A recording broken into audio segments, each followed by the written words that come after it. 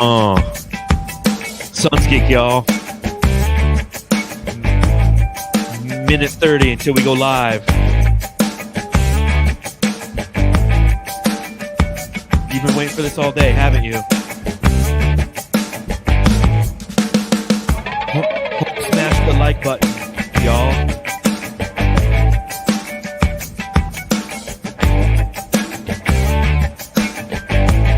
Like buttons don't hit themselves. You know what it is. It's Suns Geek, going live today.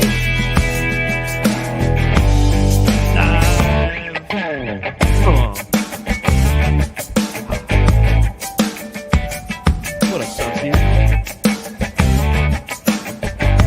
Going live tonight. Oh yeah. Longest minute and a half of your life. What?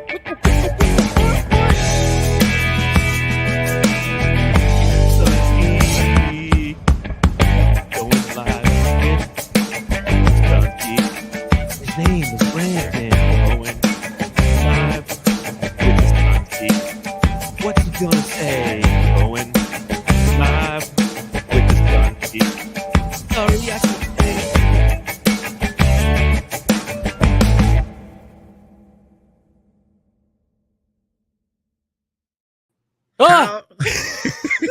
How do you top an intro like that? Wow. You add John to it. That's what we got. What?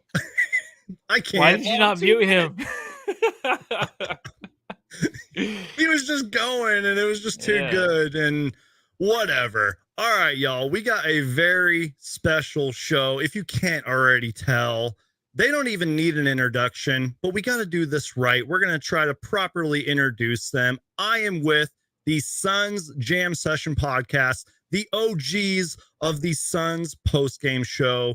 John and Matt, how are you guys doing? Tell the people where to find you, even you, Matthew, because I know you don't really do the social media thing. But John, let's start with you, man. How you doing? Talk to me, man. I'm good. Thank you for having us on this beautiful show with this beautifully branded show known as the Suns Geek channel. You can find me at Darth Voida on the Twitter, if you will, and you can find our show at Suns Jam on Instagram, Twitter, TikTok, YouTube. You can read my writing at brightsideofthesun.com. We go live after every single Suns game, and we have for years now. So if you need a place to hang out and you're not hanging out with the Suns Geek after every game, come on over to the Suns Jam session. We'll tell a joke or two and enjoy the game and drink a couple beers with you. That's what we are. We're like a therapy session. Matthew, where can the people find you, man? Hey, everybody. My name is Matthew Paul Lissy. You can find me at Matthew Lissy on Twitter. I love all this space right here. Usually I'm squished it's like a little vault I'm in on the Suns Jam podcast. Like that? That feels like home. Yeah, now I got this. Ow! Bite that off. Wait, can we go back to the other way? Or no, I was just like, you can't even see my face. That's the only reason people watch. And good to be here, man. Love this show. I'm a big fan. Been listening since 1969. And it's been a while, but I'm back. Excited to be back on. Well, I am honored to have both of you on the channel. And I do sincerely apologize that this is the first time pretty much that you guys have been on this channel as me hosting. So John, Matthew, just relax a little bit. I got the hosting duties today. And speaking of that, I did drop the ball though, because I actually don't have any alcohol tonight. No, I just got water, but I do want to know what you guys are drinking. That's called night. Pulling a Matthew. Yeah, that's me every night. Matthew I'm a downer. Water. Yeah. I just got the water. I'm going crazy tonight, y'all. I'm drinking White Claws. Because there ain't no laws. Well, as John says, pop them if you got them. Let us know what you guys are drinking in the chat. I'm going to take a sip of this, and then we'll get started. Apparently, Espo's burner in the chat is 4 gummies and 10 beers deep. So he's we're working there. Just Espo's right, burner. Yeah. Great balance there, right? It's that perfect balance between gummy and alcohol content. If you have 4 gummies and 10 beers deep, what do? You tune into the Suns Geek and Suns Jam session. That makes sense. The best thing to do is like just take 4 gummies and sit there and then fly into outer space. That's the best feeling in my life. And then pretty soon, 20 minutes later, you're trying not to see a demon. So you're hiding from a demon. Yeah, I don't know. Never mind. Sorry, guys. Well, again, you guys, thank you so much for being here, y'all. And look, shameless plug here for you guys. I know you guys are going to be doing your Suns Clippers preview show tomorrow, but I figured, you know what? We actually have time. The Suns and us have some time off this week, and I figured this was the great time to get you guys on the channel and sort of do my version of a Suns Clippers preview show. But before we really dive into it, y'all, and this is really going to be a Q&A session. So by the way, everybody in the chat right now, if you got a question for us, Suns related, NBA related, heck, ask us anything except for like politics and all that shit. Go ahead and put it in the chat now. I have a couple IG questions that we'll answer later. But before we talk Suns Clippers, this is a reoccurring question that I ask all my guests on this channel, and probably will continue to do that. And we'll start with Matthew this time. Matthew, where were you and what were you doing when you got the notification that the Suns got Kevin Durant? Well, I was almost asleep. I was on my bed. It was late, During that time of my life, I was on my phone probably about an hour and a half before I go to sleep, which is really bad for you. But good thing I was, because I did see that Kevin Durant and Mikal Bridges and the Suns all mixed together in one tweet from Sham Charania, and I called John. And I'm like, you ready? Let's do this. And I was shaking all over the place. I couldn't believe what I was seeing, even though I didn't read the full tweet, but it was going down. Almost fell asleep, but that pod that night, man, I've never been so just shaky and nervous the whole time. It was almost like a death to a relative or something, but in a good way. I felt great. And yeah, that's where I was. What about you, John? You were on the other end of that. I know that. Yeah, I mean, same thing as Matthew. I just laid. It was 11:08, I think, p.m. on February 8th, our time. The fact that I can remember that, it was to show you that it was a memorable moment. And I just laid down and I had my phone and I was watching the Suns Geek channel, catching up on all your content.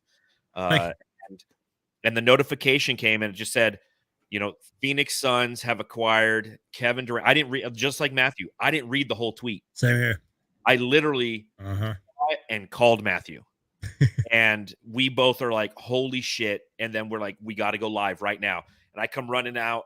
My wife's like, what the hell are you doing? And I'm like, we just got Kevin Durant. Making sweet love. set up the whole podcast. And to Matthew's point, I've never been so anxious doing a podcast because of sheer excitement. And Matthew's right. It's like you have that shakiness, like Logan Roy just died or something, and you don't know what to do. What? And it's just crazy. Shut the podcast down. You can't do that. I can do whatever I want. Oh my God. Watch this. Hey, Suns Geek, do you know who Logan Roy is? I actually don't know who that exactly. is. Nobody knows Matthew. Nobody watches Succession but us. But I was sitting there shaking during that entire. We did an hour and a half. We had Flex from Jersey on the pod. We had Gavin from the Aussies Suns Fan podcast on. We had anybody we could. There was a guy, Dario Sarge came to us live from Circle K, smoking a pack of cigarettes outside. Mm-hmm. It was hard to understand him due to the lighting and his accent. And it was just an amazing night and experience. I wrote a piece for Brightside that night talking about the acquisition. I published it at 1:30 in the morning. You're like, I'm not sleeping. I couldn't. And then 6 o'clock, I'm up and I have to go to work the next day. And I have just a shit-eating grin.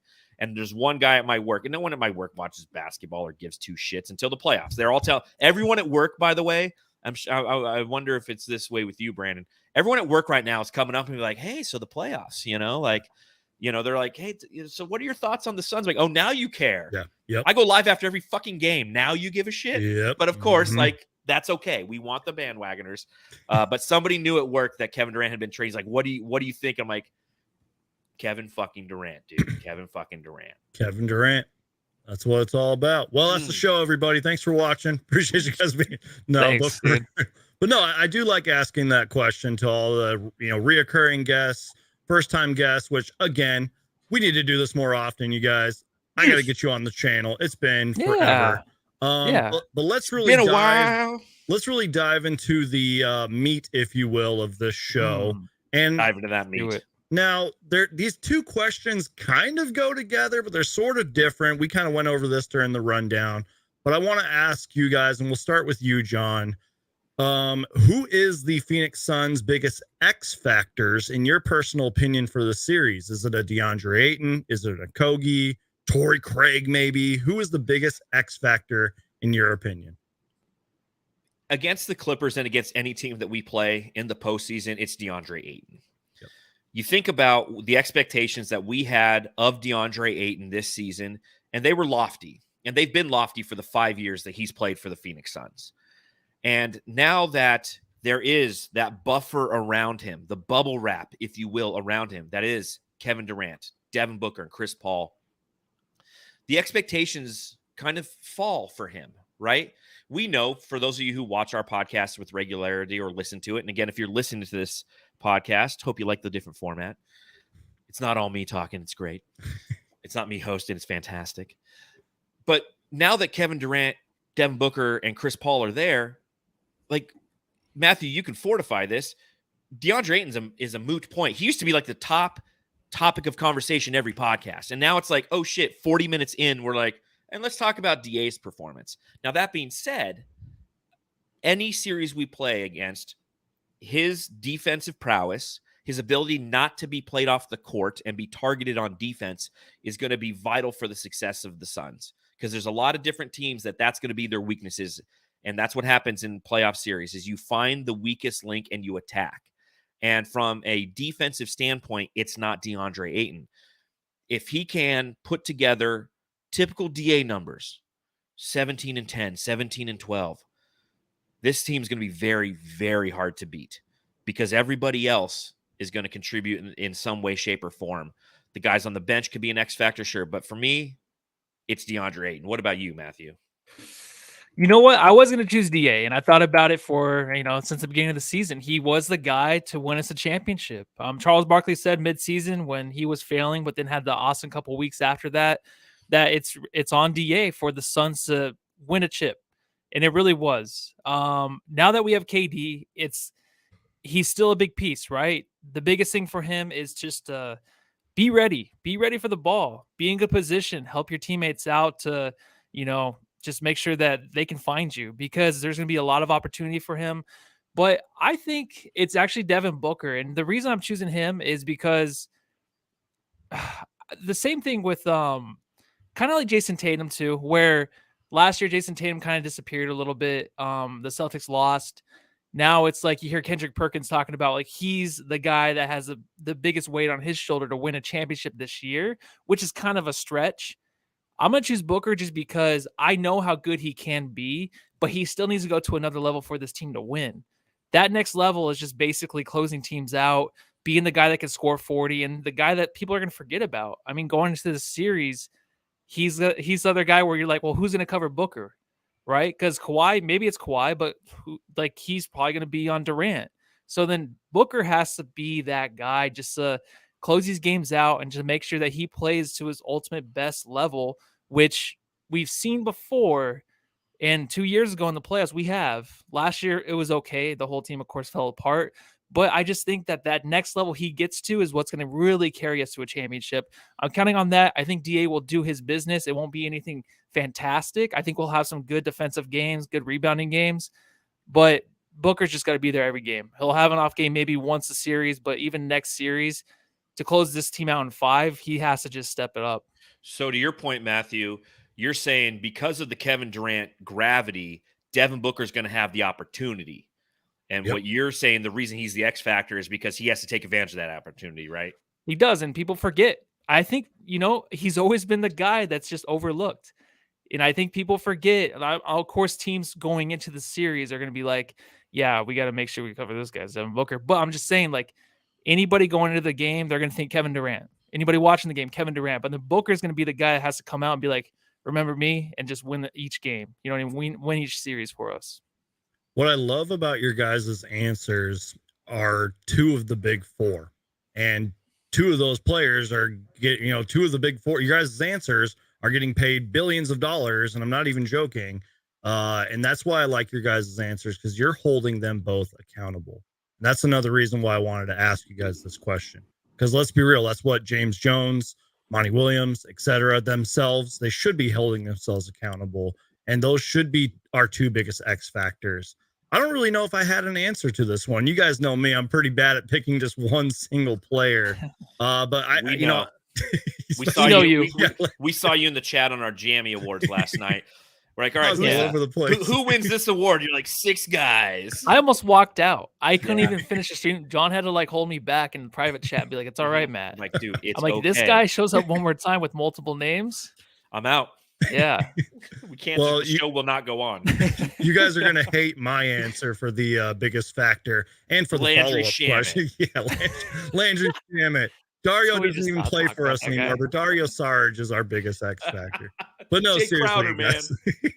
But I guess really, I think I'm gonna agree with you both on your answers, but for some reason, I think it's Josh Okogie, at least just for this series, not really for the entire playoffs, because we had an incredible discussion a while back about who is the Phoenix Suns' 5th starter, which has pretty much been answered by now. And I think that that conversation was perfect timing and everything, because Josh Okogie is our 5th starter. But I've been saying on this channel, and I'm sure you guys have been talking about it too, if he's inconsistent, like he'll be consistent on the defensive end, but if he's inconsistent offensively, maybe next series or maybe like in game 4 or 5, maybe Monty Williams decides to go with a Torrey Craig. I doubt that happens because you don't really want to like experiment and switch things up in a playoff series. But you guys get my point. So even though I completely agree with you guys on Booker and Ayton, and I'm glad you guys are holding them accountable, I think I'm going to go Josh Okogie on this one. Well, I don't know why. And it also comes down to the argument of how do you define X factor? Is X factor the guy who doesn't have a lot of expectations and can help assist in swinging a series? Because that's a Josh Okogie. You know, I think Matthew and we both have that point of view. It's like, okay, who is the guy when we define X factor? Who is the guy who has to live up to what his expectations are? And that's where the DA and Devin Booker, I think, point of view comes from. So, again, there's no wrong answer unless you say, like, Dario Sarge. Because, there is some wrong answers. But, like, even Cameron Payne could be an X factor. I guess Because of he's what he out can for the bring. first game. Did you Is see he that? really? I just looked it Yeah. up on ESPN. He's out Sunday. That's, yeah. And Busy, what do we know? Busy is day to day. Gerald Okay. Bourguet confirms he was wearing a knee brace, though. So, not good. Yeah, but then you look at the opposition; they are out Paul George. So Yeah, it's a good series. That's why it's nice to play this team right now. And You know, maybe to I'm a warm little up. over optimistic, but that game's Sunday and today's Thursday. Just saying. If It's it's true, a day by day I know. thing, you never know. This week it's dragging I know. to get to the weekend. And the worst thing is I'm working a 6-day work week. I worked on Sunday for Easter. So it's like, not only is it dragging, but it's a 6-day work Yeah. week. It's really dragging. I've been on like Thursday mode for 4 days now. I'm like, just fucking get here Friday. And then, of course, tomorrow it's like going to be a busy day at work. I'm like, God, I got to earn my weekend, man. Yeah, you go out there and earn it, man. Earn the big bucks so you can buy me a beer. I will. And then you'll reject it. So I throw it Not over my drinking shoulder. on Yeah. the podcast. You're like, Like I want chugging a with the water, fellas. sir. Do you know they do that at the stadium now? Is they sell canned Dasani water? Yeah, I Yeah. got one last time I went I to the remember, Suns yeah, game. yeah. When we went to the Suns game, you got one just to pop one open. I'm like, Yeah. just go drink from Expensive. the toilet, dude. Yeah, Drink, sorry. So- just eat a urinal cake. So moving on real quick, but again, this Yes. kind of is in the same conversation as like, what is an X factor? Who is going to be the X factor? But I kind of feel like this question's a little different. And for all the Burns and Gambo Arizona sports fans out there, I did borrow this question from them. But who is under the most pressure to perform this postseason? I'll actually start with this one. You guys are going to hate my answer, but I'm being serious. Landry Shamet. Yes, Landry Shamet. Well, honestly, he could be one of those players. But I will say this: it's honestly on the big four. Let's be real. I mean, that might sound like a weird answer, but again, these guys are getting paid billions of dollars, and they are big four. If they stay healthy, they have to absolutely perform, and it's got to be a consistent thing. I'm not saying DeAndre needs to average 30 and 20. I'm not saying KD needs to drop 60 and Booker needs to, you guys know what I mean. Mhm. But they just yeah. need to be consistent. They also, and I try not to use this word too much, although sometimes when I'm talking about Booker, I do use it a lot. Booker needs to be efficient. DeAndre Ayton's got to set harder screens, rim roll, play great defense, kind of be that DeAndre Ayton that we saw in the 2021, that finals run and all that. And Chris Paul's got to look like he has in the last 5-6 games of the season. And the reason that I brought up Josh Okogie as our X factor, especially on the offensive end, is just because you know that teams are going to do sort of like we saw in that Dallas game. They're going to have the other guys beat us because we all know KD and Booker are going to get their own. DeAndre Ayton's going to hopefully play big. We're going to need those guys to step up and be consistent. So my answers are going to be our big four. But you know what? If maybe there's some diehard Landry Shamet fans out there, let's be real, man. He's got to start hitting some damn shots. I mean, what is he? Minutes first. He ain't even going to get minutes, man. And John, I know that you and I have talked about that a little bit with Damian Lee. Like, just our entire bench has to step up too. So, John, let's start with you on this one. Who's under the most pressure, man? Monty Williams. Ooh. Now, I'm not saying that if this team has an exit in the second round Western Conference Finals or NBA Finals, Monty Williams is on the hot seat in any way, shape, or form, and he shouldn't be. If he gets exited in the first round against the Clippers, he will be on a hot seat. Will we get rid of him? No. Should we get rid of him? No. Both of those are no. But you have Kevin Durant, you got Chris Paul, in probably his last functional year as an NBA player. You got Devin Booker, and you got DeAndre Ayton. So, to your point, Suns Geek, you have an amazing core four. Go through the NBA. There's the big twos. There's a couple big threes still left. No one's got a core four like this. Facts. So, Monty Williams is on the hot seat to guide this team to a potential championship. And that's something that, we're all going to be watching, and it's going to happen on the, and you'll see it in the chat during your post gamers and during our post gamers. We know it is if the Suns lose a game, which they will, guess what? We're not going 16-0. It'd be great, but we ain't. The first thing ever, fire Monty. Monty didn't make an adjustment. Therefore, he started the wrong guy at the wrong quarter. He's not the right coach for this team. Yep, he's not the right coach. I'd rather bring a guy in who has nothing, who's not plugged into this team at all, and have him coach this team than Monty Williams, who's been here and he's been winning nothing but basketball games since he showed up. But to my answer to that question, it's Monty Williams. Matthew, what says you, man? Talk to us. There's a lot. I was actually going to go for Book, but I'm going to change it up. There's a lot of pressure on Book just because he has to be that guy. I'm not too worried about DA. I'm just trying not to expect too much, but I am going to be pissed after every game. All right, guys, it's not going to go away. I'm going to come after pod and we're going to judge him. I'm going to choose Chris Paul. I mean, it's his last year basically as a starting point guard in the NBA, I would say. But the only reason really is just don't fuck it up. Yeah, it's a different kind of pressure for him, right?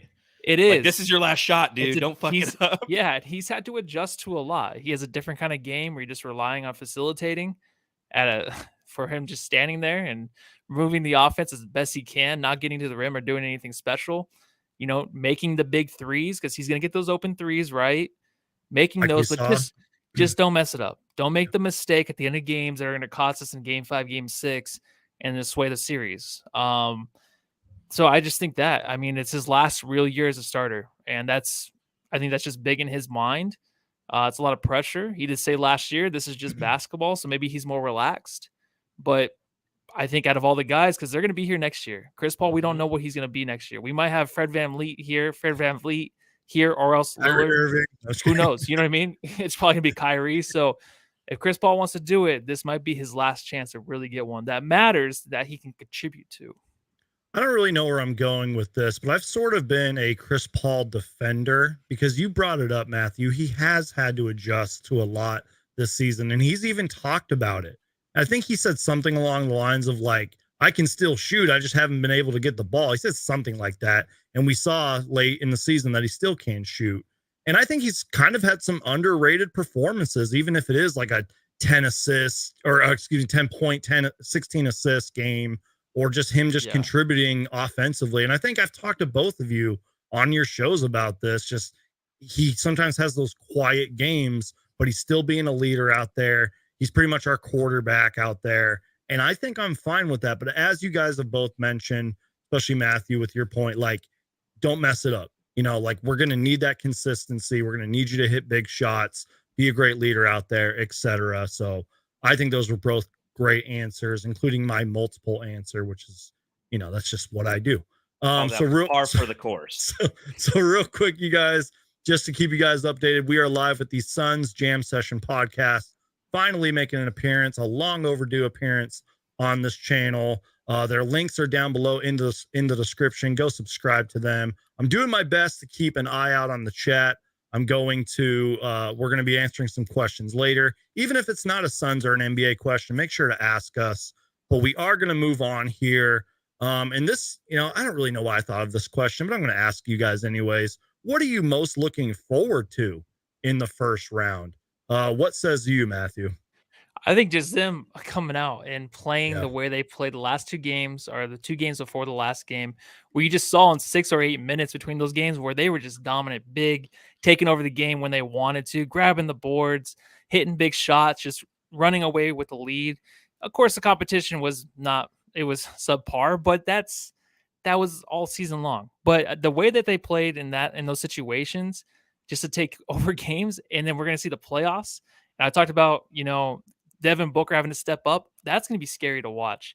That's going to be fun to watch. But I think them just gelling in the first series and getting it over within 5 or 6 games, but also just showing like the league, like, oh my God, like this we're team here. Yeah. is a tear. Like there's not going to be a whole lot of, I don't know, I guess bad play out there really, except for the bench, maybe. If there are the injuries Hopefully with not. Cameron Payne and But I'm just telling you, man, as soon as they step on the court, I'm just looking forward to that. I'm looking forward to maybe just the first 5 minutes of playoff basketball. That's a great and fair answer. You pretty much stole the words right out of my mouth. John, I was reading off your screen, dude. I'm hacked in there. What are you thinking about, man? God, there's a lot of pressure now. Like Matthew, but it was both great and fair. Like, yeah, I don't know what to say. It was the best. Yeah. I'll tell you this. This is what I'm excited for. 40 minutes or more of both Kevin Durant and Devin Booker. Reach.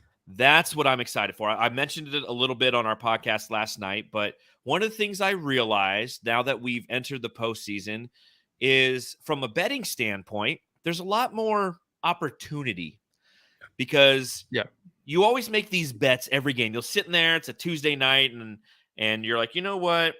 Okay, the Suns are playing. Kevin Durant, 25 points. That should lock that in one. And let me parlay that with Devin Booker, 21 points. And then what happens is they go up big. They're not fighting for their lives in a regular season game, so they don't necessarily have the opportunity to be out there long enough to put up the statistic that you need to win the money. And what I've noticed is when these games are do or die, when these games matter, all of a sudden you have your players playing the bigger minutes. And here's a fun one. This is where it's tough because I'm used to being on my channel where I have like my little drops and I'd play the trivia time one here. But I'll ask you guys this question, okay?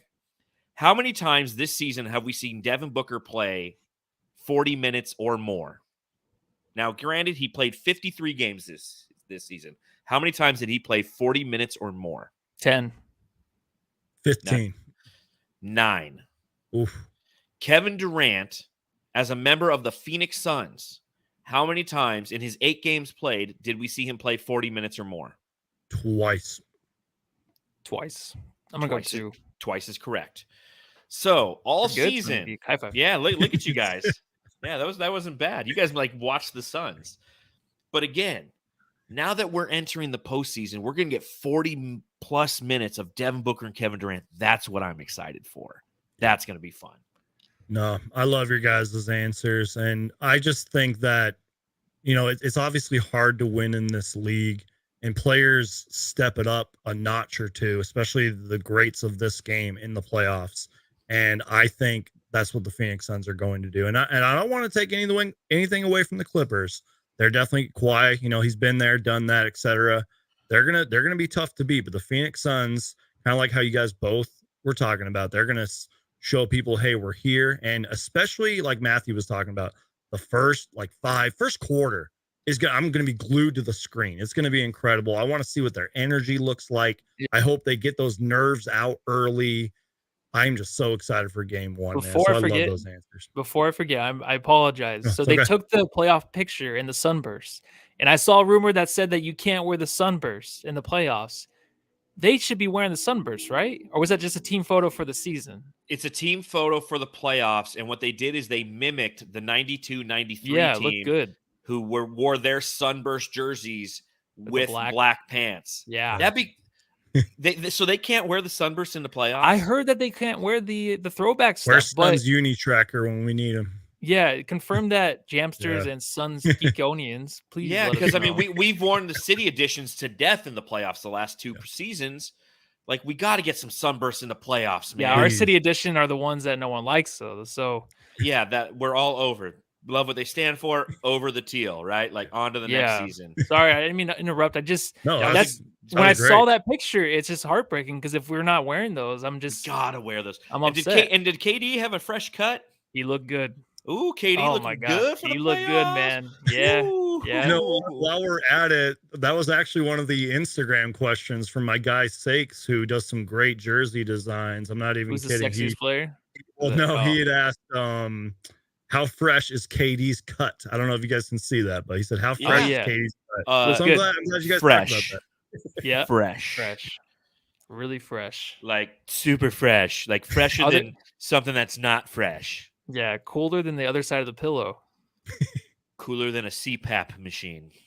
So moving on here, we're gonna jump to a late question here, and I forgot to write down the person's name who asked this, and I'm gonna read this exactly how he tweeted it. We're gonna talk about the Clippers here for a little bit, then we'll move on. And again, I'm gonna try to keep my eyes on the chat. If you guys want to ask us an NBA question, we're going to talk a little bit about the playoffs later, just anything. Get your questions in now. Trauma. Yeah, maybe we'll touch up a little on that. It's going to be a great rest of the show, you guys. So let's talk about the Clippers for a minute here. And again, I'm reading this exactly how he tweeted it. Sort of two questions in one. Will the Clippers be able to exploit the Suns' guard inventory, or can the Suns get by and do playmaking by committee, which I like the way he worded that, and in case CP3 or Campaign or Shamet become unavailable? So the way I'm taking that question is, if Campaign's inconsistent, or if he's, God forbid, injured, maybe Chris Paul's locked down on defense, can the Suns move the ball by committee, swing that ball around, which I'm really big on? I want to see that ball zipping around, especially with Kevin freaking Durant on your team. I don't know who wants to start this one. I don't really know if I have an answer to this one. I guess my answer, just real quick, is I hope so. I hope they've been working on zipping that ball around, playing that 0.5 offense, which I don't really know if we've seen a lot of that this season, especially now that KD's on the roster. Matthew, you want to start with this one? Yeah, I'll go first. Yeah. It's a good question. I was worried about it until KD got here. Now I'm not too worried about the point guard situation because he'd be playing the backups. I talked about that a gazillion times on our podcast, but I really think that if Cameron Payne comes back, of course he's out the first game. If he can come back and just kind of cancel out Bones Highland, play good against our backups, be the better backup point guard, just in his own way, that's going to be huge. That's going to be definitely really huge. But I think really KD just shored up a lot of answers we have with the backup point guard situation. So I'm not too worried. I think even in Bones and, Russell Westbrook, two guys that, to me, when I watch, are kind of selfish, get inside their own heads, try to take over games and do the wrong thing. So let them figure that out. Let them just kind of turn into a black hole and have just those mental breakdowns on the court. And then they can just, cancel each other out. So that's what I'm looking forward to. That's a great answer. I agree. John, what are you thinking, man? Well, I look at it like this. So, the front end of that question is, will the Clippers be able to exploit the Suns' guard inventory? Yeah. Mm-hmm. So it depends on how you take that. What do you mean exploit? Does it mean exploit to the fact where they're drawing fouls and we're in foul trouble? Chris Paul getting in foul trouble, Devin Booker potentially getting in foul trouble, Cameron Payne, Landry Shamet. Or like suffocating them or something on defense. I don't know. Yeah, and you look at it, and like Kawhi Leonard draws 4.1 fouls per game. Wow. And then Paul George does the same, and he's not in this series. Russell Westbrook, who's their starting point guard, draws 2.8 fouls per game.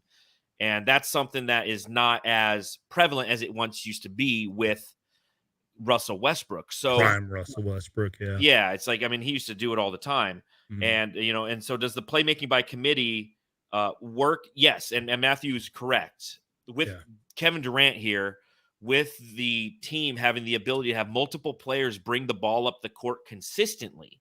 We think back to the Pelicans series last year and Jose Alvarado and the consistent hounding that Chris Paul took. Will he be hounded in this series? Absolutely. But it's going to be different because he's not always going to be bringing the ball up. There were times when it was him, Devin Booker, and anybody, like we had Jay Crowder having to bring the ball up because simply just to get the ball across half court to avoid the hounding that occurred. Now, we know that Chris Paul will be targeted on defense. That's a fact. The Los Angeles Clippers are going to do that. They're going to try to get switches to put him on most likely the Kawhi Leonard types, Norman Powell, who also draws quite a few fouls a game. He draws 3.7. He can score too. Exactly. So they're going to try to get those switches to try to take advantage of CP3 and potentially get him in foul trouble or just make him expendable, right? And what that does is it says, okay, we take Chris Paul potentially out of the game. We insert somebody who has the ability to play a little bit more defense, whether we're trying to fortify that with guard play or fortify that with wing play. We have both options available. But when that happens, we don't lose playmaking. That's the key. Is last year you had to keep Chris Paul in the game at all times, at all costs during those moments when he was being hounded by Herb Jones and by Jose Alvarado because you needed the playmaking ability on the court. When that happens, guess what? KD, Devin Book take over the primary playmaking ability, and you can still stagger their minutes effectively to where when Chris Paul is on the court, he's going to have the opportunity to play against players who are not necessarily going to have the ability to target him as much due to the depth on this team. So to answer the question that was submitted by Victorious Parathai, Thank you for looking that up. I am Victor on Twitter. Thank you. Yeah, when this question came through, I screenshotted it. I'm like, that's a good question. It is a good question. You know, will the Ables be able to exploit the Suns? At times, yes, but we will have a response. Yep, absolutely. No, that was a great question, and thank you guys both for your great answers. We're professionals. Yeah. Also, too, something I was thinking about, and I don't know if you guys referenced this, but like Devin Booker can play make a little bit. We all know Kevin Durant can do it. So, you know, pressure's on a little bit for them to do that if we are, God forbid, in those scenarios. And let's just moving on real quick. We don't have to spend too much time on this question. And I thought this was a good question that I thought of. If the Clippers lose in the first round, they don't necessarily have to rebuild, but do they have to retool? The reason I bring this up is because I went on Sports Track, which is a great website. You want to look up contracts. They are always on, and they're like on top of it. Like when trades and signings go down, they're on top of it. They can tell you like future draft picks. It's an incredible website. I went on Sports Track and looked up Kawhi and PG, and they're both unrestricted free agents in 2025. I think Westbrook's an unrestricted free agent this upcoming season and all that. And, you know, they have some serviceable role players who I'm sure are going to give us trouble this series. But like, you know, those are the big three and really big two if it's just Kawhi and PG. So, you know, if they lose, you know, sure, they're probably going to give it one more swing. But like, what can they really do? Like, I don't know their salary cap situation. Well, I'm sure a chunk load of the money is going to their big three. And we all know Steve Ballmer and their front office is going to pay whatever money to get these stars in. But with the new CBA and all that, I don't know. Like, do you really take one more chance? And again, we don't have to spend too much time with this, with the Clippers, because, you know, we're Suns geeks here. That's what we do. But like, do they give this roster one more chance? Do they? I don't know. Like, what are you guys thinking? Matthew, do you have an answer for this one or any opinion? What are you thinking, man? Well, I think like just like the Suns right now, you know, this team with Kevin Durant, you got to ride it out till it's over with. Yeah, I think you ride it out, of course, through next year, because the thing is with this team, it's like if you have those two healthy, that's always a question. If they're healthy, you're going to win a championship. You have probably the biggest opportunity of anybody in the league because that team's deep. They're all built around those two. It's a well-built team that can actually, you know, play great defense, good shooting when it's needed, ISO ball, anything you need from that team when they're healthy. It's a perfect assembled team. I just think that you got to keep it together. You can't just like, you know, the thing is like they get like a pass kind of because they're the Clippers too. Yeah. I think it's because it's the Clippers. Like, it's like, well, they're trying. All right. And it's going to take some time. They have guys like Kawhi who will sit out games. And you don't know if it's just like the medical staff telling him to or him. Yeah, he does hint that it's the medical staff. They don't want him to play. And you see why. I mean, these guys come back, they start looking good, and then they get hurt. I would take one more year and see what they can do because it's already a well-built team, like I said, but also it's Kawhi and Paul George. If they're traded, any team's gonna be looking for them to like add to, you know, win a championship. Yeah. So just kind of like Monty Williams thing. It's like, Monty, you don't want to get rid of him because who are you going to have to replace? Yeah. And do you want to start rebuilding now? Just run it out and try to re-sign those guys because they still got 2 or 3 more good years, I feel like, after this year. Yeah. And, you know, they could do that. And who knows? I mean, that maybe they could make some great offseason moves, and Kawhi and PG will want to stick around, assuming they stay healthy and everything. But I just don't know how much longer you go with Kawhi and PG and say, this is what we have, and we'll see you in the playoffs. Like, I don't know. John. I know it gets tiring. Yeah. Yeah. John, what are you thinking, man? It's tough because you look at the contract situation, and again, they're both, you have Paul George is on a $45 million contract next year. Kawhi Leonard's on a $45 million contract next year. And the following year, for both players, it's a player option, which most likely they'll opt into. Now, granted, we still have to see what's going to happen with the media rights and everything like that. But the media rights are supposed to hit in 25-26, which is the year they both become unrestricted free agents. Ooh. So they might both opt back in potentially. So it's a question that Ballmer has to ask and go, is this an opportunity where I can take at least one of these guys and spin him into something else? That's what I was thinking. Because you look at their draft picks. The next draft pick that the Los Angeles Clippers own is their second round pick in 2026. Yeah, I was like, they probably don't have that much.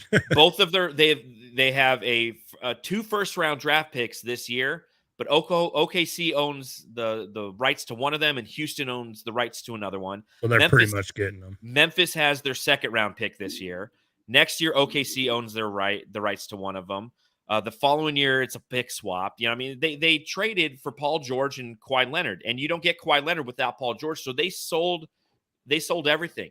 Yeah. So you look at this roster next year. Eric Gordon is a non-guaranteed contract, but Norman Powell's still under contract for $18 million. Marcus Morris is under contract for $17 million. Robert Covington is under for $11.6 million. Nicholas Batum is $11.7 million, and Ivica Zubac is $10.9 million. Those guys are all still under contract next year. They still got Bones Highland next year, and they're going to have to make that decision relative to if they want to give him his rookie extension, but that's going to be kind of the following year. So they can really run it back next year and play the Clippers game that they've played since this core came together. And by core, I mean 2 guys. Is if we can both get to the playoffs healthy, what's going to happen? Because have they been to the playoffs healthy yet? No. Yeah. And this is another. They were primed for it this season. They did all the load management shit. They got everything ready. They got Rocco last year. They got Norman Powell last year. So they've got some good long winged guys that they like to have. They have Ivica Zubac in the middle with Mason Plumlee behind him, so they have a little bit of size. But they still haven't entered a postseason where both Kawhi Leonard and Paul George are healthy. Exactly. When the Suns played this team in the Western Conference Finals, they were without Kawhi Leonard. Now they're playing him again for the 3rd time. The Suns are playing the Clippers in the postseason. 2006, 2001 Western Conference Finals. This year, now they're going to be without Paul George. For the beginning of the series, quote unquote, we all saw that injury. This guy isn't Giannis Antetokounmpo. We don't know when we're going to see Paul George. The Suns need to jump on this team quick, because if Paul George comes back in game 5, it's going to be different. But relative to next season, I say the Clippers are just going to hold pat. Why wouldn't you? Yeah. Why wouldn't you? Especially for ticket sales too and all that. And if they opt into their play options in 2 years, that's when you can trade one of them. Yeah. And the thing is too, it's like these teams right now, this is the way the Suns are. It's just win right now, right? The draft they don't picks and care stuff, about picks. Yeah. Yeah. Picks don't matter for these teams. And I feel like if a Facts. player wants out now, I think that's when trades happen. I think when you start hearing all these players upset, like Trae Young, what's happening with Trae Young over there in Atlanta? I mean, of course they're moving on to the next round, but right now it's like, he might be gone next year because you just hear things about him not being happy, no one being happy with him. Drama, I feel like that's when things start to happen, where trades happen. I think with Kawhi and with Paul George, I think they want to be in LA, right? And they want, the opportunity to win a championship there. And that's probably all that LA needs. It's like, hey, who else are we going to get to come to this team? I don't know if they're building a new arena, but it's just like, who else are we going to get? And plus, if we want to win, we have to have those names on our team. And I know it's a lot of money, but that's just the way it is now. I feel like I know picks matter, but free agency is just where it's at right now in the NBA. If you want to win a chip, you just focus on free agency next year, keep getting the next guy like the Suns are going to do for the next 10 years. No, you guys spot on. That was great. I just wanted to, I thought of that question. I was like, oh, that kind of ties in with the Clippers and this whole first round series and everything. And I appreciate your guys' great feedback. I appreciate right there. You too. Thanks, I appreciate me. Thanks, and John. you guys. Okay, phew. I was I love nervous you there both. for a I little love bit. you guys both. You know I what? don't love anybody. Right before we got on this podcast, I was thinking of running into the wall and separating my shoulder just to bring it back to the first time Suns Geek was ever on the Suns Jam Session podcast. It must have been 2-3 seasons ago. Oh, Yeah. God. And we tried 2 or 3 times to get you on, and we had some scheduling conflicts, and you finally came on, and you were in you had your arm in a sling Ugh. because you had hurt yourself, and you're like, dude, I've canceled on you twice. I can't cancel you on a third time. You were so hopped up on methamphetamines that I don't think you were coherent. And then you were drinking a beer, and we were really concerned, and we almost had like an intervention, but we didn't know if it was the right time. But here we are 3 years later, and Suns Geek, we're here to have an intervention. We think you make too much Suns content. We know that if it has to do with the Phoenix Suns, you're going to make a video about it. But dude, come on, man. Like, just breathe, man. You know what? Just breathe. I'm going to humble myself for a minute. I actually have been practicing not uploading and like taking a day off and going to go see a movie or something. Like, I'm not even joking. I'm serious. Like, I legit have said, you know what? I could make a video or clip something and upload it, but I'm like, no one cares right now. They want the playoffs to start. I'm like, I'm going to take a day off. You know, I was watching Succession. I don't do that, John. Someone actually put in the comments like, "Thanks for the fucking spoiler." So I hope they weren't talking about you, John. Probably. That's huge, best show in the world, and John almost spoiled It's it. Thursday, dude. All right, Catch up, people. I was thinking about coming to you, checking out your place, and like doing a little documentary about Suns Geek, if you like that. Just hang out with you, awesome, record. man. And that has to do with the Phoenix Suns. So while you're making that documentary of Suns Geek, he'll be making a video about it. Yeah, Exactly. he'll be making a video of me. Making a video of him. Exactly. It's like Inception. So you guys, moving on. After that great I segment, feel bad I spoiled it for some real quick, I was saying maybe during the off season we could do a little reaction show and go react to that first live show that we did. And everybody can see. I me can't in the look at swing. myself. It's I just look like us. an alien. I wonder It's just what we us said watching the back show. then. I wonder what we said. Like, Same stuff we're God. saying now. When are the Suns gonna fucking win a championship? That's what we're saying. Pretty much. So you guys, real quick, this was actually I don't know if you guys can see what I see in the chat. Like, there's the starred and the live Yes, comments. I can see the starred. I This see was one a- starred. This was a good question, actually. We don't, because I want to. We got to get out of here and everything, but I do want to get to this question. What do you guys see? And this is from the Aussie Podfather. What do you guys see as the biggest concern in this series? Is it health, or is it the foul situation this team has?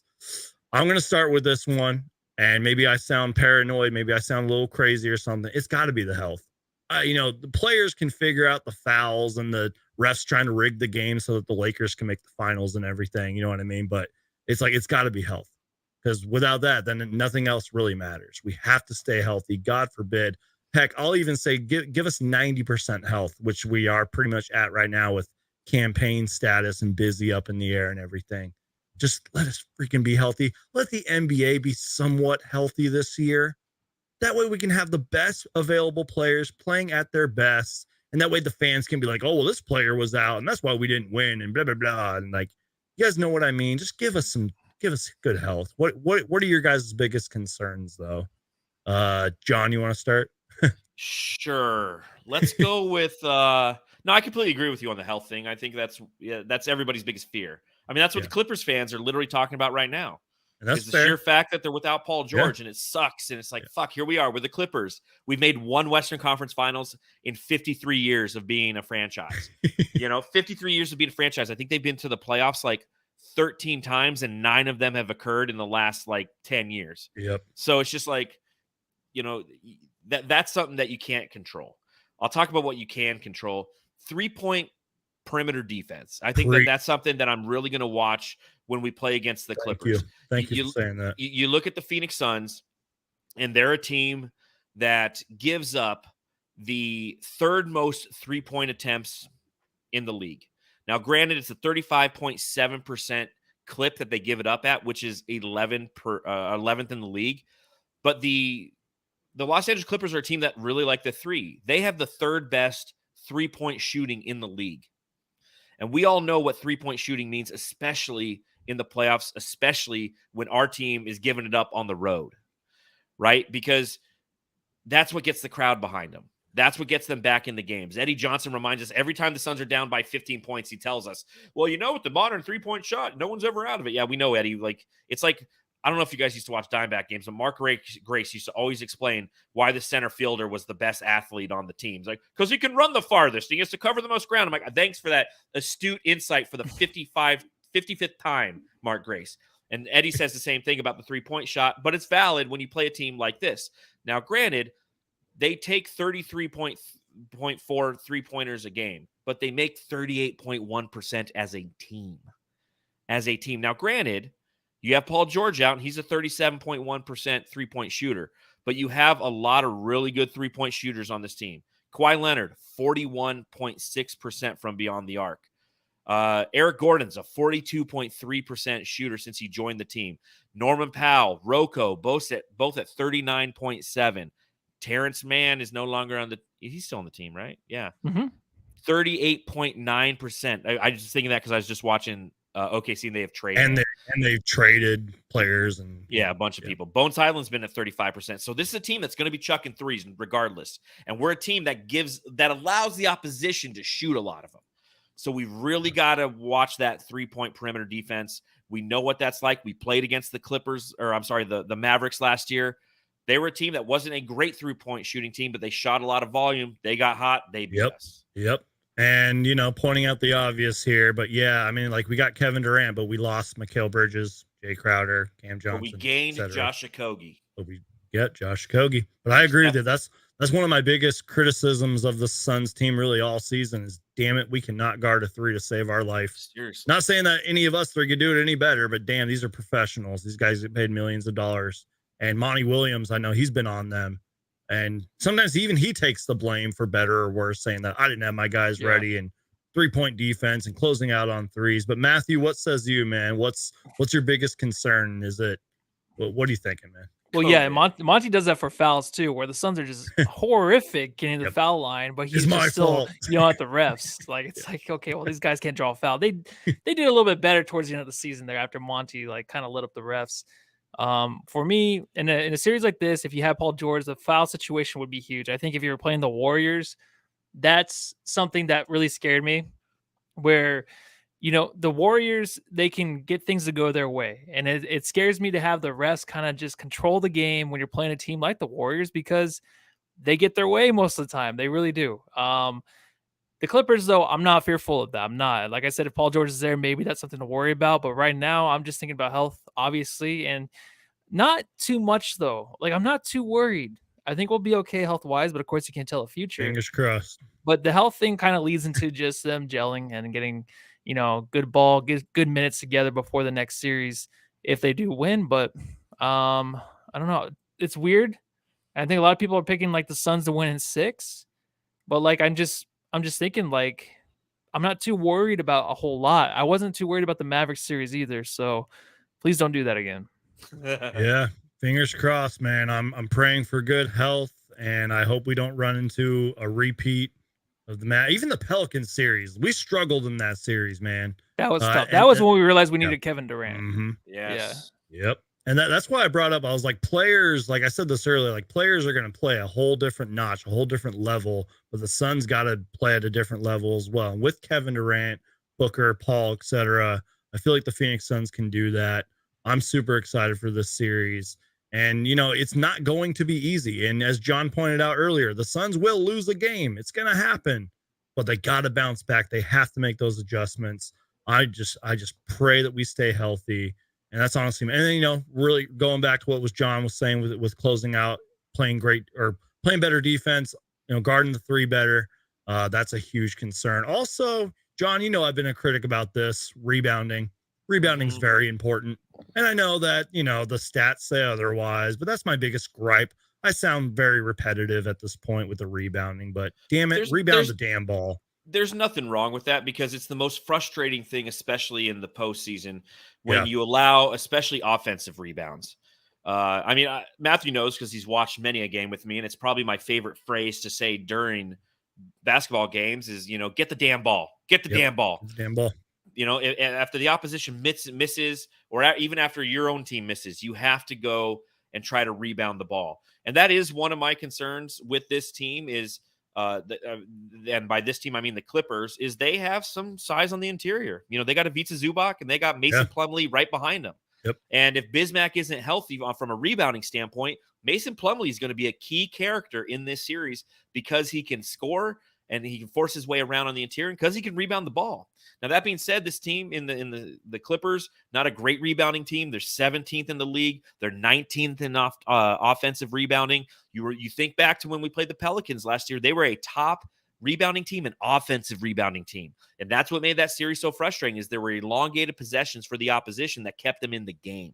The Suns themselves, you know, they're 11th in total rebounding. It might not feel like it, but they're in the, you know, close to the top third in the league in rebounding, and we're 5th in the league in offensive rebounding, and that's huge. And that's going to be something that's going to definitely play a factor in this series. I like this comment from Mark. Suns leaders have been to the playoffs a few times now. Inexperience handling emotions would be unacceptable now. Preach. I love that comment. And that goes back with our biggest concerns and the foul thing and the referees and all that.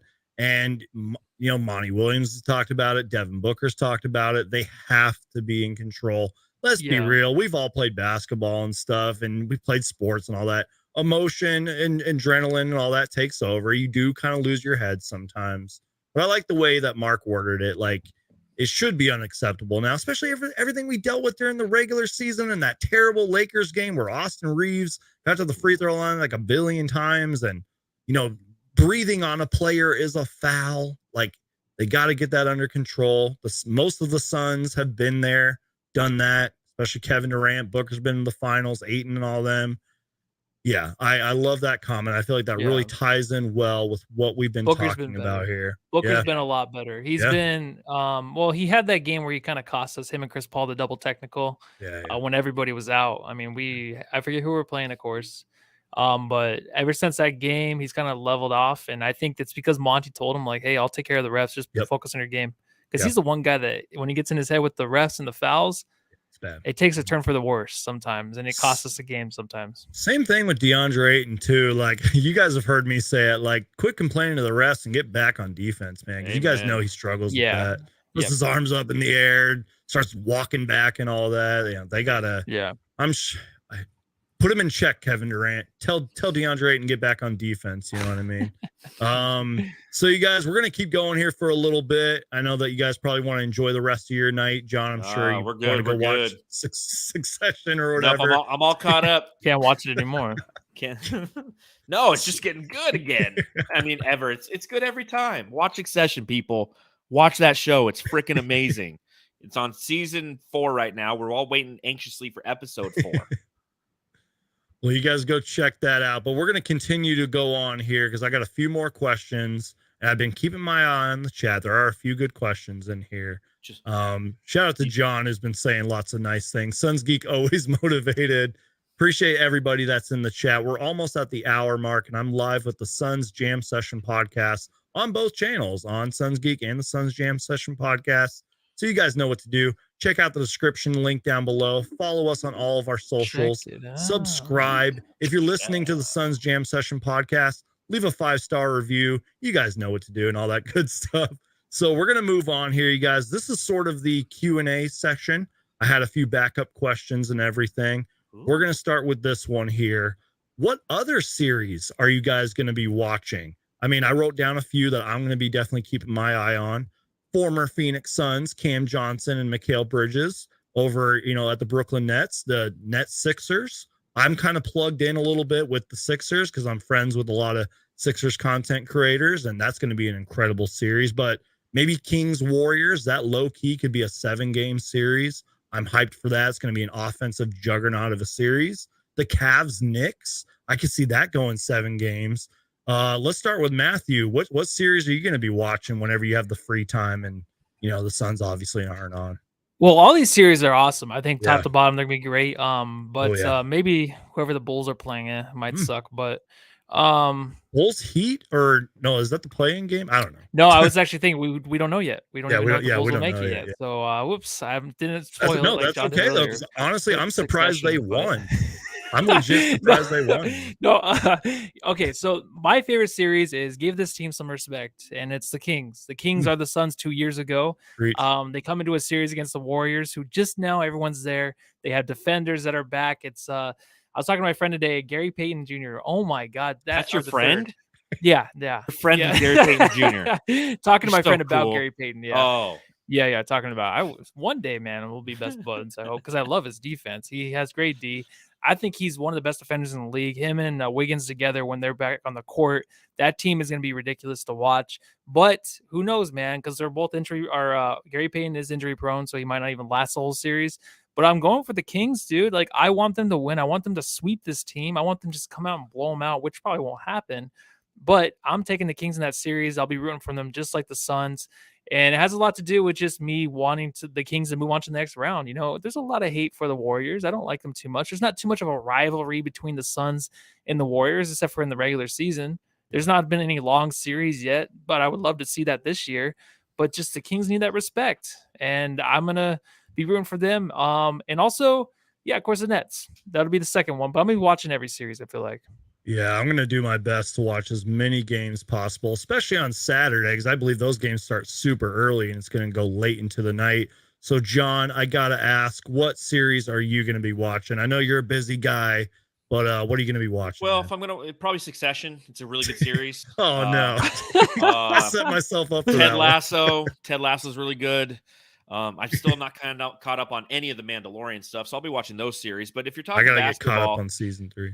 Yeah, me too. And it's just, I thought after season 2, I'm like, they goaded. I know. I thought that was done. Yeah. Yeah. But anyways, money. You said you could see the Cleveland Cavaliers and Knicks going 7 games. I don't you know might. why. Mm-hmm. I won't watch one fucking second of that one. That's the one series that I just no interest in the Knicks and the Cleveland Cavaliers. You know, I love my basketball, but it's like you have to prioritize what you're going to watch and what you're not going to watch. The Milwaukee Bucks and whoever they play, probably not going to watch much of that. You know, Denver, and if they end up playing like Minnesota, not going to watch it. If they end up playing, who's the other team they could end up playing? I don't even remember. You know, like not going to watch Thunder. that one. Thunder, not going to watch it. Not going to watch it. I'll watch the Thunder.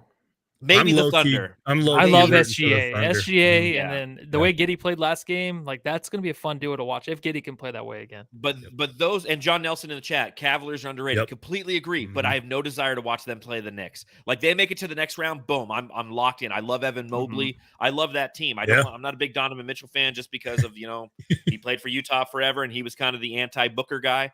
But when I look at the different series, I'm kind of right now picking the series that I'm not going to watch. The ones that I'm excited for, obviously Philly and Brooklyn. I mean, Matthew picked the right one. Like we're all going to be watching the Kings and Golden State. Like there's no one who's not going to be watching that one. Those are the ones that you're tuning in and you're watching the game. Like Cavaliers, Knicks, no desire. If it's the Nuggets and Thunder, I'm watching the last 5 minutes of the game.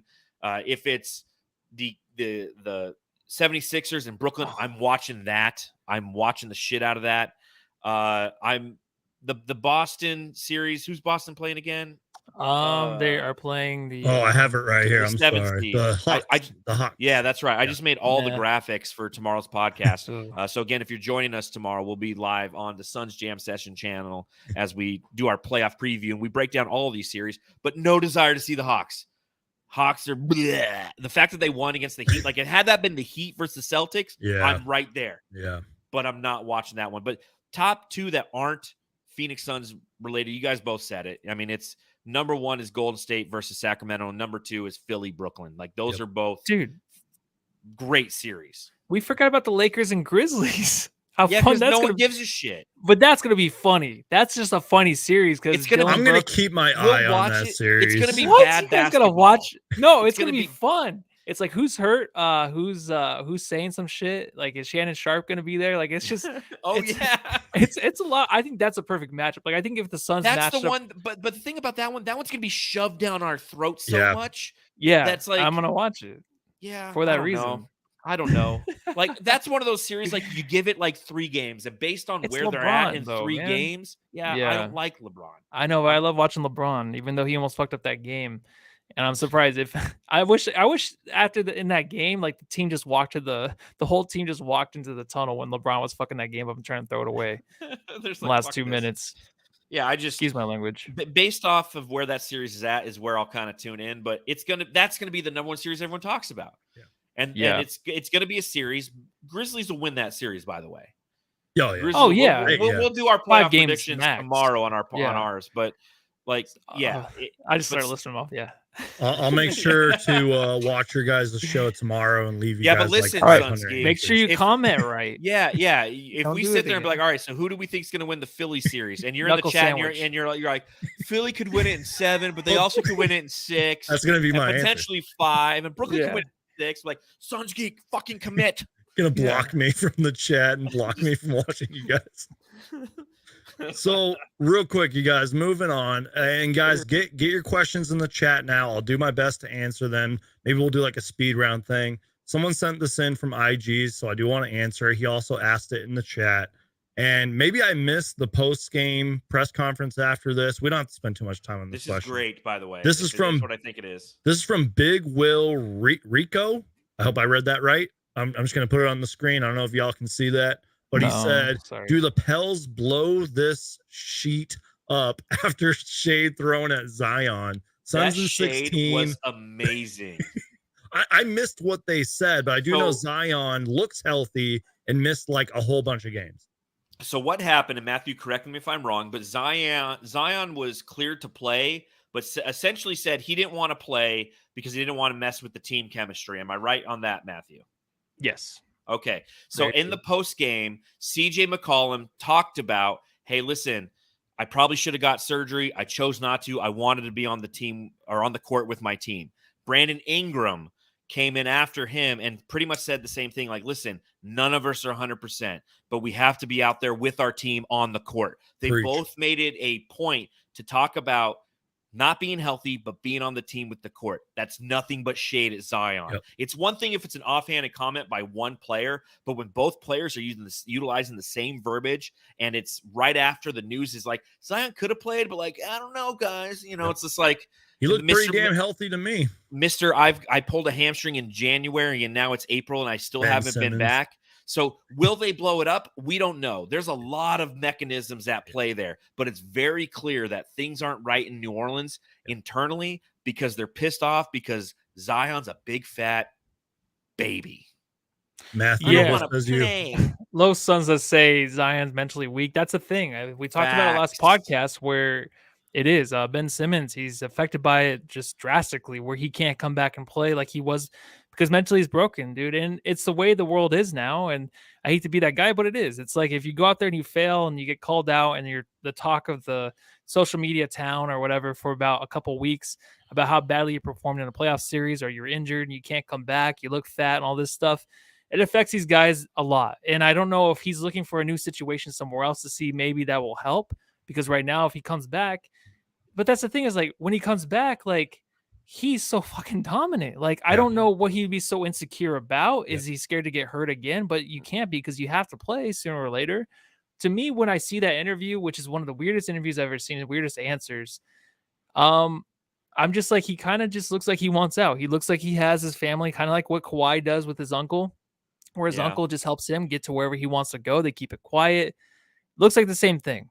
And, you know, I don't know what he goes through, obviously, and I don't know how it is out there in New Orleans playing for the Pelicans, but he might not like it. He might want to be somewhere else. And this is the best way for him to go about it. He's trying to stay positive, but he's a guy that's always going to be hurt. And someone brought it up. Who was it? About Joel Embiid, where he's played. I think it was on the broadcast where he's played I think he played like 20 games less in the same amount of time that Zion's been in the league when he first started too.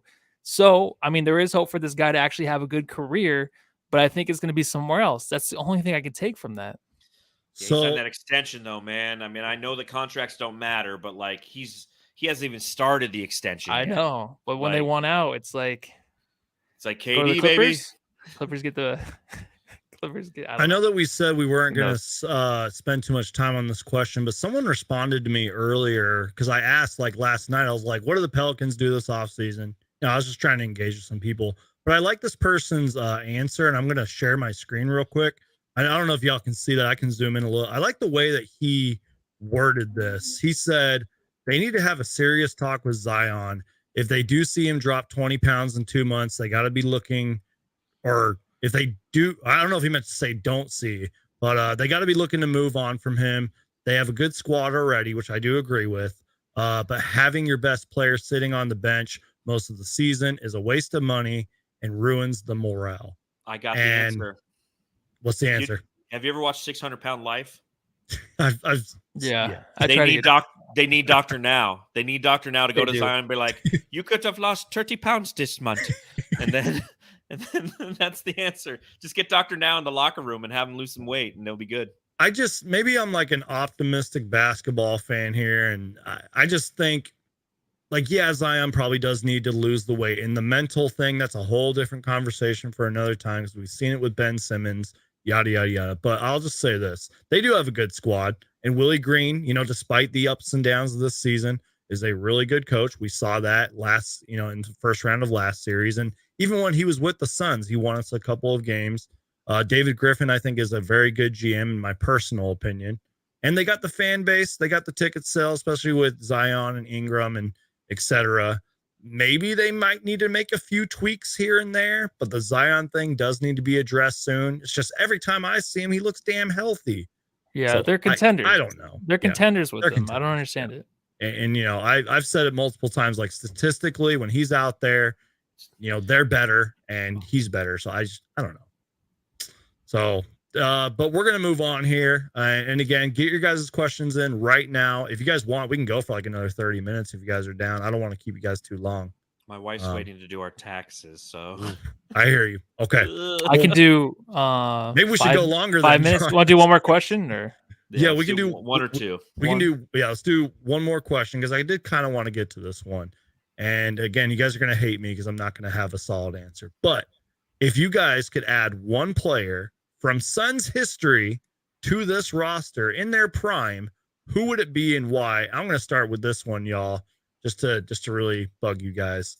Everybody on this back wall right here, look at some of the greats right here. Alvin Adams, Connie Hawkins, Dick Van Arsdale. I mean, there's just so many great answers here. I mean, Charles Barkley, Thunder Dan, KJ. I could go on and on. Lou Amundsen. Like, there's just too Pat many great Burke. answers here. Hey, Pat, I know you guys remember that game, right? When he went off like 6 threes. Yeah, it was great. It's amazing. I don't know if I really have an answer here. And everyone's probably, I feel like the popular answers are going to be the Charles Barkleys and whatever, but like so many great answers here. I mean, we even got a Kendall Marshall fan saying Kendall Marshall, who that's one of the biggest disappointments in Suns history. But I don't know. What do you guys have an answer here? John? Yeah, the answer is easy. It's Sean Marion, dude. Sean Marion would be perfect on this team. Are you kidding me? Could you imagine? Replace Okogie with Sean Marion. That's a win. Help our rebounding too. Help everything. He doesn't need any plays called for him. Defense, rebounding, everything. It's just that's the answer. So, how did I not mention Amari Stoudemire? Totally overlooked him when I was talking about the Suns legends. Matthew, what about you, man? Yeah, I was thinking Nash, but I think as much as I'm not as big as a fan as everybody else, I'll take Sean Marion. That just looks so good. Just slipping on in there. Yeah, I like that. What do you think about over there, John? You look like you're thinking about something. Somebody's talking to me in this room about doing taxes. Taxes. The late, great Paul Westphal, too. People forget, man, that he was a very good scorer back in his day. Always played hard. So you guys, I'm going to put you guys on the spot here because I know you guys got to get out of here. Do you guys have any questions for me or for each other? So any questions? Will you marry me? Top of your head? Yes. I heard you say that you loved me yesterday, Matthew, on the chat in your guys' show, and I appreciated that. How tall are you? I've met you in person before, but I don't remember. 5'11" ish. Sounds about right. That's what I remember. It was years ago. It was years ago. Yeah. Speaking of that, go ahead, Matt. Go ahead. No, go ahead. I was just gonna say. No, go ahead. I was gonna let the people know, like how I was gonna bring up how, like, reminding people how we technically first met, and I know you guys remember that because what I remember was I had a few drinks. I was with my boy Aaron, and there was these two guys standing in front of me, and one of them had they had a jersey on, but it had Sarge, I believe, taped over it. And I thought that was hilarious. And I secretly snuck a photo. And then we just started talking. I gave you guys my business card because business cards are underrated. And then, we started, talking and all that, and then collaborating. And so I don't know why I brought that up, but no, it's a good story, man. It'll go into the documentary I'm going to make when I show up at your house tomorrow. Start filming you. The best part of that story is the jersey that Matthew was wearing was a Josh Jackson jersey. Thank you for refreshing my memory. Yeah, it was number 20. And Matthew, do you want to tell the story of how you got that jersey? Yeah, I mean, when I woke up Christmas morning, I was like, what am I going to get? What am I going to get? And they hid it in the shed, and I think I was grumpy, of course, like I always was. And then you like had little notes, and it was like an Easter egg hunt, wasn't it? Trying to find it? Kind of. So what we did is we gave Matthew a 7-Up can for Christmas, and he looked at it, and he was very disappointed. And it was one of those 7-Up cans where you can unscrew the top, and there's something inside. It's where you hide your drugs. And hidden inside was the start of a little scavenger hunt that led Matthew out to the shed, and then that's where the jersey was. And yeah, we put it up in there, and then I think it lasted a year, and then it went to Sarge a couple of years. Yeah. Josh Jackson was my guy. Yeah, Matthew was a Josh Jackson guy. Yeah. I remember on Devin Booker bobblehead night, for some reason they were giving away the Josh Jackson like little pamphlet thing or whatever, and that always bothered me. I filmed a video about it. It bothered me. But anyways, you guys, I think that's going to wrap things up. If I did not get to your guys' question, I do apologize.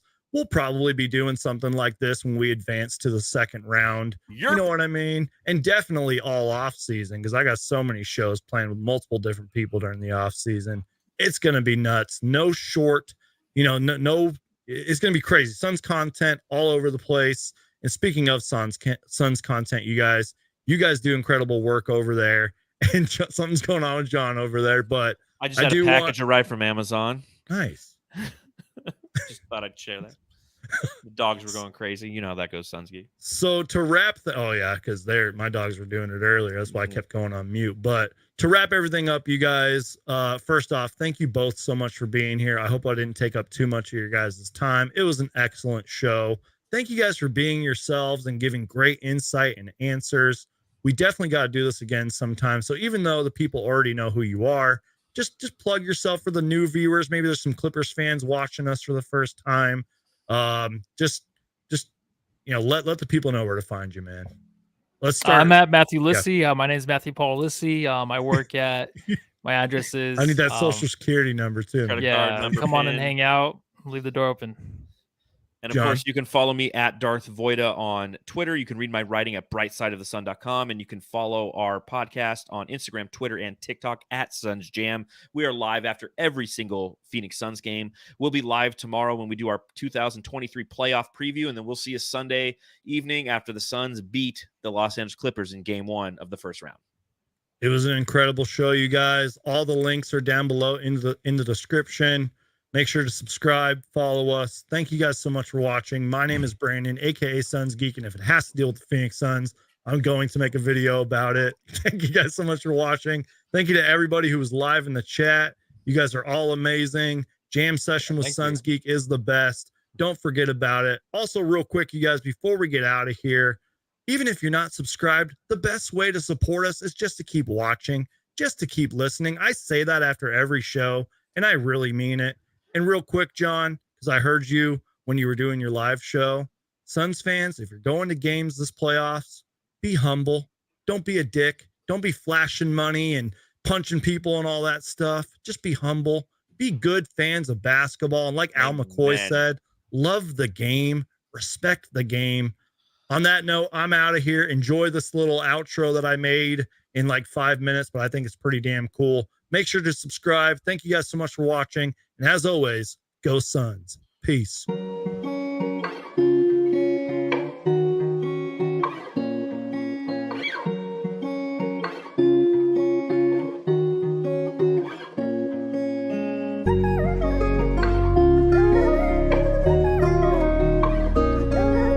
was the Suns Geek and the Jam Session. Suns Geek and Jam session. Suns Geek and Jam session. Let's go Suns, baby.